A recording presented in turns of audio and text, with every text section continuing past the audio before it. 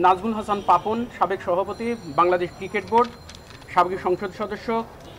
কিশোরগঞ্জ ৬ ও সাবেক যুব ও ক্রীড়ামন্ত্রী এর বিরুদ্ধে 20,07,41,012 টাকা জ্ঞাত আয় বহির্ভূত সম্পদ অর্জন করার অপরাধে দুর্নীতি দমন কমিশন আইন 2004 এর 27-1 ধারা এবং 1947 সালের দুর্নীতি প্রতিরোধ আইন এর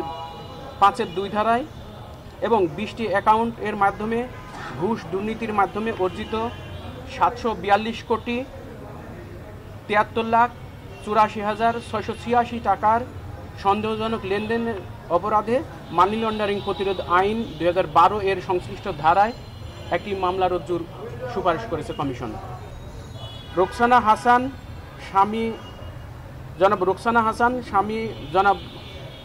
নাজমুল হাসান পাপন, সাবেক সভাপতি বাংলাদেশ ক্রিকেট বোর্ড, সাবেক সংসদ সদস্য কিশোরগঞ্জ ৬ ও সাবেক যুব ক্রীড়ামন্ত্রী এর বিরুদ্ধে 12,12,213 টাকা জ্ঞাত আয় বহির্ভূত সম্পদ অর্জন এর অপরাধে দুর্নীতি দমন আইন 2004 এর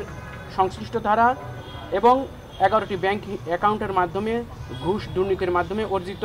49,32,55,110 টাকা সন্দেহজনক লেনদেনের অপরাধে মানি লন্ডারিং আইন 2012 এর সংশ্লিষ্ট ধারায় আরও একটি মামলা রুজুর সিদ্ধান্ত হয়েছে।